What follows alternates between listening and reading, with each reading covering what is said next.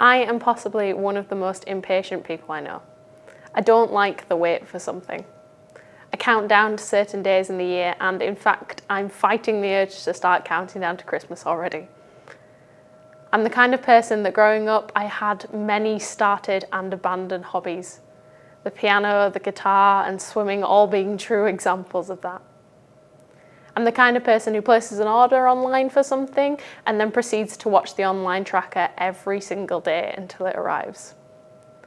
I'm aware that patience is a virtue, but it seems to be one that I am constantly working on. The waiting. And I know there is beauty in the waiting. Watching what happens to you whilst you wait for something to come along can be eye-opening. I know these things, I promise. I'm just not the best at it. The waits I face in my day-to-day life are tiny in comparison to the people I want to talk to you about today. They found themselves waiting for 40 years, and you may know the story of Moses pretty well, but often when we tell it, we stop after he escapes Pharaoh by parting the Red Sea. But what comes next is essentially an extended period of waiting. If you don't know the story, the Israelites were slaves in Egypt at the time, and God had helped Moses to free them, and he promised that he would lead them out of Egypt into the desert and eventually to a promised land.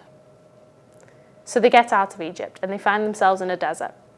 All of these people, older and younger people, men, women, babies, everyone.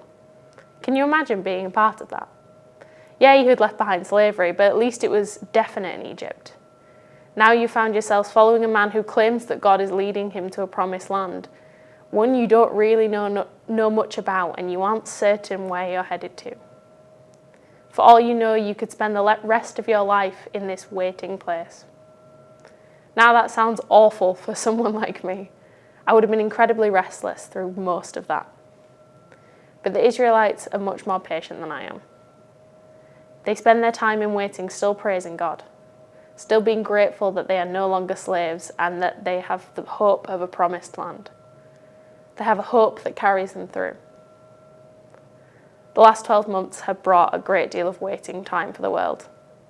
We've watched quietly from our homes as powerful people make some difficult decisions. We've waited for those decisions to make a difference to our lives. We've waited for scientists and doctors to tell us more about what is happening. For so many of us, we have waited until it was safe again to see each other again. And now we find ourselves waiting once more. But better days will come for us again. There will be a time when we can sit next to each other, or a day where you will find a face mask in the pocket of a coat you haven't worn for a long time, and you'll remember what a crazy time this was.